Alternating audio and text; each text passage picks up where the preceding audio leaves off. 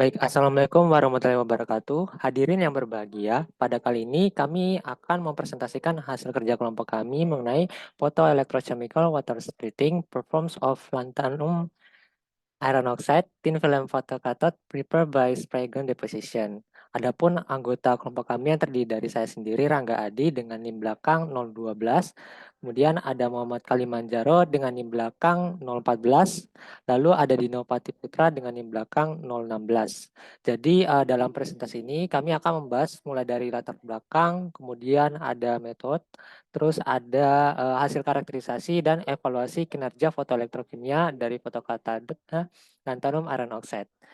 Next, jadi latar belakang pada kali ini mengenai urgensi produksi gas hidrogen, di mana berdasarkan urgensi produksi gas hidrogen, ini terdapat proyeksi bahwa permintaan gas hidrogen atau hydrogen demand dapat meningkat hingga 10 kali lipat dari tahun 2015 hingga tahun 2050.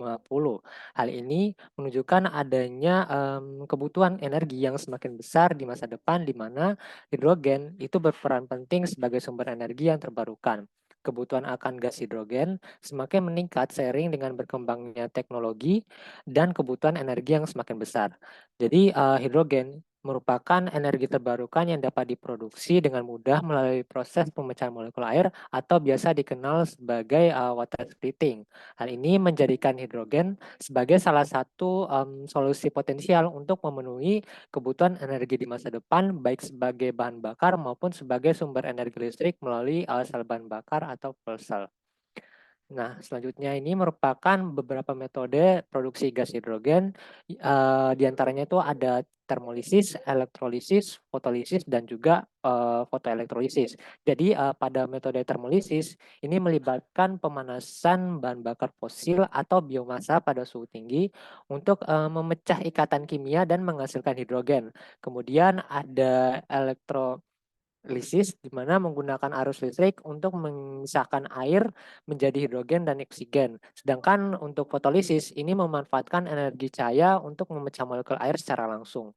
Jadi dari berbagai metode tersebut, fotoelektrolisis ini merupakan salah satu metode yang dikembangkan untuk di mana tuh proses ini memanfaatkan energi matahari secara langsung dalam proses pemecahan air.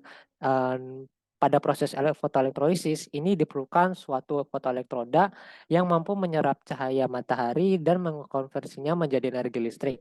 Mana hal ini akan memicu reaksi reduksi air menjadi gas hidrogen.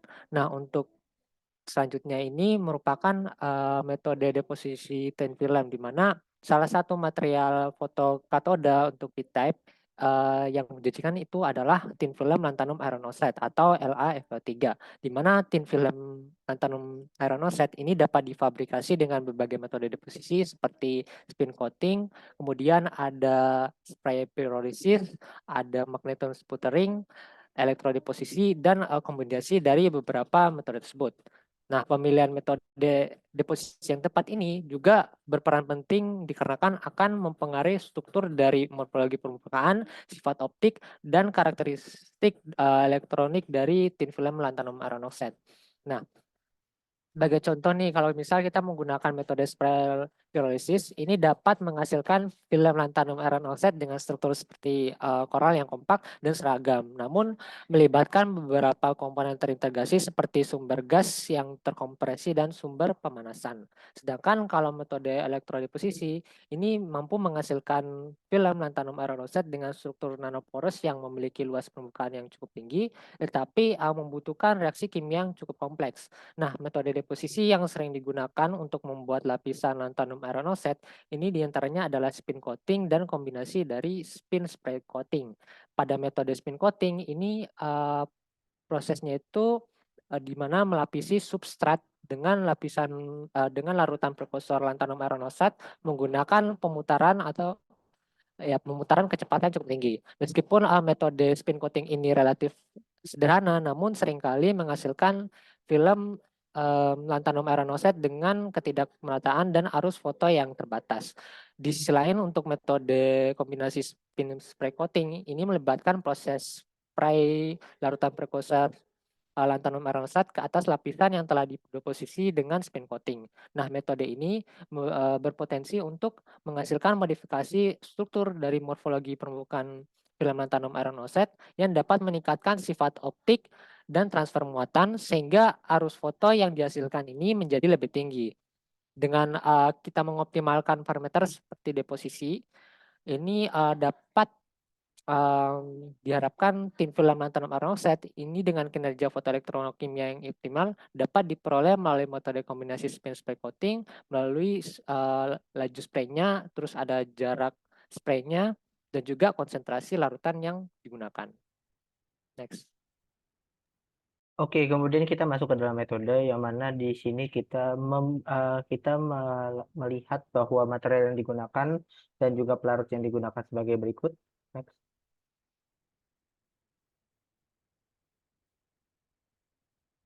Next. Oke, kemudian kita masuk ke dalam metode kerja di mana di sini untuk fabrikasi fotokatot lanthanum iron oxide terbagi menjadi dua.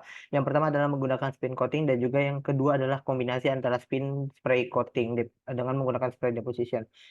Kemudian tapi sebelum itu untuk substratnya menggunakan FTO di mana FTO itu dipotong menjadi 1x2 sentimeter yang kemudian dicuci menggunakan 3 pelarut sekaligus, yaitu yang pertama adalah etanol, yang kedua adalah isopropanol, dan juga ada menggunakan aseton selama masing-masing 10 menit. Kemudian dibersihkan kembali menggunakan ultrasonikasi dengan ultrasonic bed pada suhu 40 derajat dengan waktu 10 menit juga. Kemudian masuk ke dalam persiapan prekursor untuk spin coating pada gambar A ini. Diketahui bahwa 0,2 gram lanthanum nitrat kemudian dicampurkan dengan 0,19 gram Fe nitrat, kemudian dimasukkan juga 0,35 gram asam sitrat monohidrat yang dilarutkan ke dalam 0,5 ml DI water. Kemudian campuran ini diaduk dengan kuat selama 15 menit sampai larutan berbentuk transparan berwarna merah karat yang menandakan itu benar-benar larut. Kemudian 1 mili tetrahidropuran atau THF diteteskan perlahan-lahan ke dalam larutan dan juga diaduk semalaman. Larutan kemudian didiamkan selama 2 hari pada suhu kamar 25 derajat. Kemudian untuk prekursor spray depositionnya, prekursor disiapkan dari campuran masing-masing 8,7 mg lanthanum nitrat, 8,1 mg Fe nitrat, dan juga 16,8 mg asam sitrat monohidrat. Prekursor yang sudah disiapkan untuk spray ini dilarutkan dalam 20 ml DI water dan diaduk selama malaman seperti gambar untuk gambar B pada gambar B. Dan juga untuk larutan ini didiamkan selama 2 hari. Nah, dilanjutkan dengan pembuatan tin filmnya di bagian C. Ini lapisan tipis lanthanum iron oxide-nya diendapkan pada substrat substrat FTO dengan cara spin coating, dan juga ada juga metode yang digabungkan spin spray coating, di mana substrat FTO ini ditempatkan pada spinning disk dengan spin coater diatur pada 3000 rpm selama 30 detik untuk menghasilkan tin film. Lalu 50 mikroliter lanthanum iron oxide dengan kadar 0,3 molar dijatuhkan atau diteteskan ke substrat kaca dan juga diputar sesuai pada gambar C. Sampel kemudian dikeringkan terlebih dahulu di atas hot plate selama 5 menit pada suhu 120 derajat untuk menghilangkan pelarut-pelarut organik seperti THF tadi. Kemudian sementara substrat tetap berada di hot plate, di sini peneliti juga memberikan satu sampel lagi dibuat dengan metode spin coating yang sama, tetapi ditambahkan metode lain yaitu metode spray deposition, di mana larutan lanthanum iron oxide 1 milimolar disemprotkan ke sampel yang sudah dipanaskan sebelumnya dengan menggunakan disinfektan spray gun dari jarak 45 cm sesuai pada gambar D. Eh, Kemudian diulangi sebanyak 5 kali dengan jeda waktu 30 detik untuk setiap penyemprotan. Jadi setiap 30 detik disemprot, 30 detik disemprot. Lalu untuk sampel yang sudah disemprot tadi diendapkan atau menggunakan annealing di dalam tungku peredam atau disebut dengan muffle furnace pada suhu 550 derajat selama 2 jam. Next. Oke, kemudian dilanjutkan dengan karakterisasi. Sebenarnya karakterisasinya ada banyak, tetapi di sini beberapa yang kami bahas yaitu yang pertama adalah FTIR, dia itu untuk mengukur chemical komponen, lalu ada XRD untuk mengukur grain size dan juga arrangement flare-nya, lalu ada pengukuran morfologi thin film menggunakan PSM dan juga AFM itu sendiri, Kemudian ada metode untuk thickness dan juga contact angle menggunakan profilometer dan juga goniometer. Kemudian untuk optical properties-nya seperti band gap dan lain sebagainya macamnya itu menggunakan UPV spektrofotometer. Kemudian untuk bagian dari foto elektrochemicalnya itu menggunakan yang pertama adalah potentiostat dengan pengukuran dengan sistem tiga elektroda dengan pada suhu 25 derajat. Dengan working electrode-nya itu menggunakan AgCl dan juga untuk reference dan juga counter electrode-nya itu menggunakan platinum plat. Di mana untuk pengukuran elektrokimianya itu diukur dengan 0,1 molar NaOH sebagai elektrolit dengan potensial pengukuran itu di rentang 0,4 hingga -1,6 volt dengan scan rate berkisar 6 milivolt per second. Dan juga untuk memberikan suasana solar atau suasana dari mataharinya itu sendiri diberikan lampu xenon dengan intensitas cahaya sebesar 100 miliwatt per sentimeter kuadrat. Next.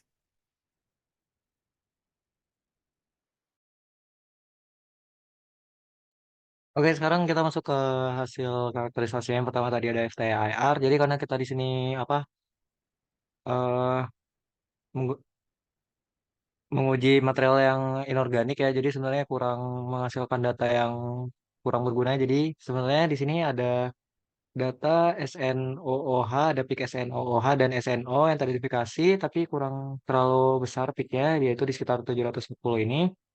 Dan untuk yang di peak 1240 ini itu menggambarkan peak dari karboksilat ya, semacam kontaminasi yang terjadi di permukaan dari materialnya.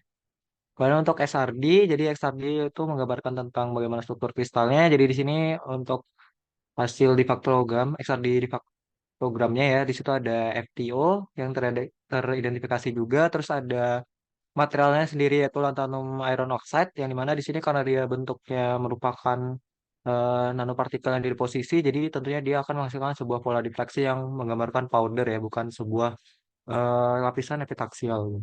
Jadi di sini kita memiliki banyak peak-peak yang teridentifikasi mulai dari peak yang menggambarkan bidang 121, yang menggambarkan bidang 220, 202, dan 211. Next.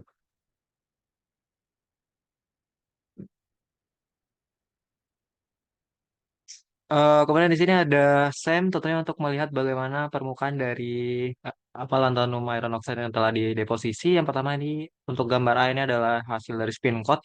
Sebenarnya jika kita lihat dari yang hasil spin coat ini terdapat beberapa daerah yang masih kurang tertutupi oleh materialnya. Oleh karena itu di B ini di situ merupakan sebuah region yang sudah sebenarnya dilakukan spray coat, tapi di sini masih dalam pre-annealing, jadi belum selesai annealingnya. Dan setelah di annealing di sini kita lihat di situ sudah mulai tertutupi tadi daerah-daerah yang terekspos ya, dan di situ diperoleh semacam hasil crack-crackan yang memberikan semacam efek roughness yang cukup tinggi pada lapisannya. Kemudian ini juga dari cross section dari SEM-nya kita bisa identifikasi ketebalan dari filmnya, yaitu berkisar di antara 157 dan juga di sini untuk lapisan dari spraynya itu di 87 nanometer. Yes.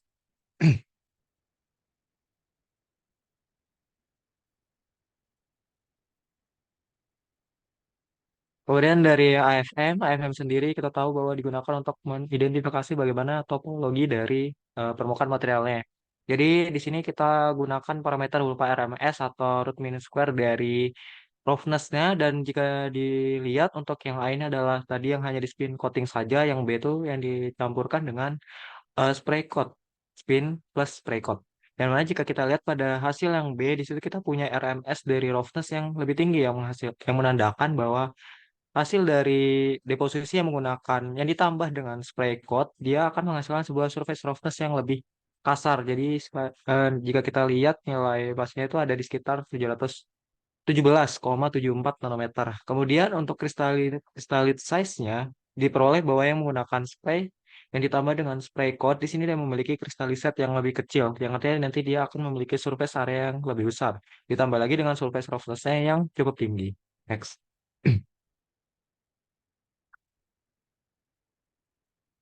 Kita masuk ke hasil karakterisasi berikutnya itu ada UV vis. Jadi UV vis sendiri menggambarkan bagaimana penyerapan dari material itu sendiri terhadap gelombang UV sampai visible light. Jadi jika kita lihat di sini untuk kedua metode sebenarnya kurang lebih mirip ya. Karena sebenarnya yang kita lakukan variasi kan hanya dari metode deposisinya. Di situ kita tidak mengubah bagaimana struktur dari materialnya ataupun sifat karakteristik dari materialnya, misalnya kita melakukan doping atau semacamnya. Di situ kita tidak melakukan itu. Jadi di sini kita hanya membedakan metode deposisinya saja. Jadi untuk properti seperti di sini band gap yang kita peroleh itu tidak akan jauh berbeda, hanya berbeda sedikit sekali di sini bedanya, yaitu di sekitar 2,45 sama 2,42 electron volt. Next.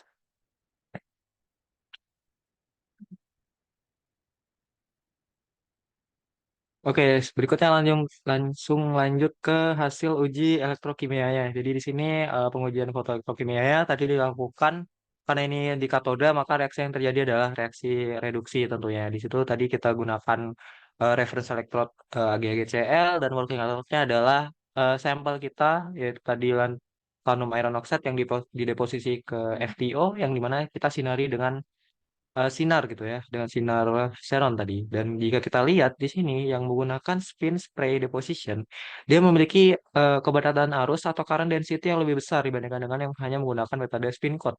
Yang dimana sekitar 27,5 mikroampere di sini terjadi di 0,36 volt versus reverse hydrogen electrode jika dibandingkan dengan spin coat yang di sini hanya terjadi di sekitar kepadatan arusnya kita peroleh hanya sekitar 15 mikroampere di 0,36 versus reverse hydrogen electrode yang menandakan bahwa ketika kita menggunakan spin spray deposition di situ kita mendapatkan kepadatan arus yang lebih tinggi yang dimana hal ini diakibatkan oleh tadi surface roughness yang dimiliki oleh permukaan titanium iron oxide yang lebih tinggi ketika kita menggunakan spin spray deposition.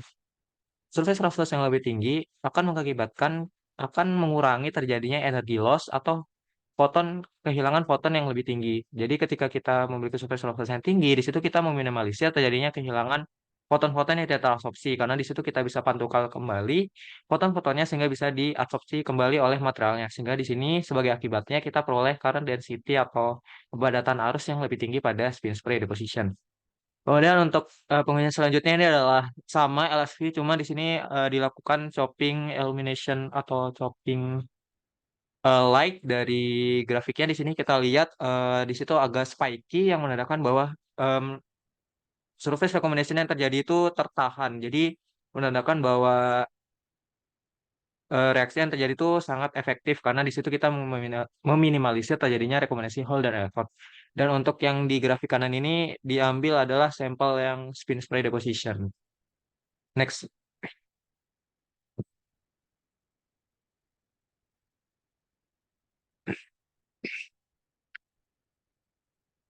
Oke, berikutnya adalah kita lakukan juga uji dengan menggunakan AIS atau Chemical Impedance Spectroscopy, tentunya untuk mengetahui bagaimana resistensi dari material yang kita buat. Jadi di sini kita sesuaikan dengan rangkaian yang kita gunakan, yaitu sistem 3 elektroda, yang sebenarnya ini merupakan salah satu rangkaian yang sudah umum digunakan, yang dimana sistem solution resistant akan kita rangkai secara seri dengan rangkaian paralel dari charge transfer resistant dan juga capacitance double layer. Dan di sini kita peroleh kurva dari Nyquist plot yang dimana jika kita fitting di sini kita dapat informasinya.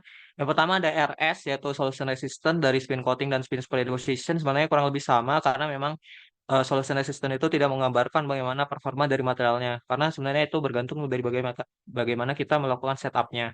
Jadi apabila sebenarnya ketika dua variasi ini kita benar-benar perlakukan dengan sama, seharusnya solution resistant dari kedua sampel itu harusnya sama. Tapi tentunya dalam keadaan eksperimental, perbedaan ini akan terjadi sangat wajar sekali untuk terjadi. Kemudian untuk berikutnya di sini ada RP atau charge transfer resistance. Jika kita lihat untuk yang spin spray deposition, dia memiliki charge transfer resistance yang sangat kecil, yang berarti konduktivitas dari material itu sangat tinggi sehingga untuk untuk terjadinya charge transfer dari permukaan materialnya ke solusi ke elektrolitnya itu terjadi sangat cepat karena resisten yang dimiliki itu sangat kecil jika dibandingkan dengan yang metode spin coating. Oke, berikutnya adalah pengujian stabilitas dari fotokorennya. Jadi di sini dilakukan uji dengan krono ampero, yang mana kita lakukan dengan potensial yang tetap di sekitar 0,45 versus reverse hydrogen electrode. Jika kita lihat di sini mereka diperoleh sebuah fotokoren yang stabil ya. Tidak terjadi foto degradation yang menandakan bahwa performa dari material yang ini merupakan hasil dari uji yang menggunakan spin spray deposition. Jadi menunjukkan bahwa dengan penggunaan material ini yang dideposisi dengan spin spray deposition, dia memiliki kestabilan photocurrent yang cukup stabil dengan kestabilan sekitar 30 menit ini dia masih sangat stabil sekali untuk photocurrent responsnya. Next.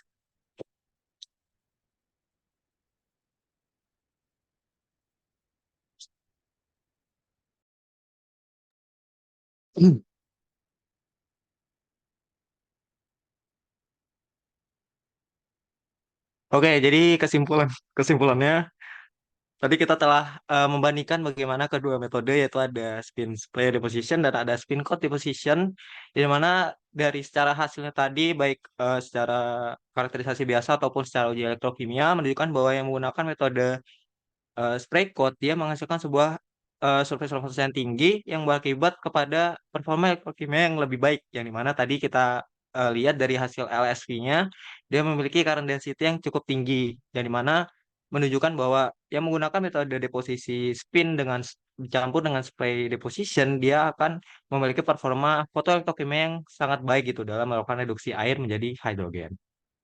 Next.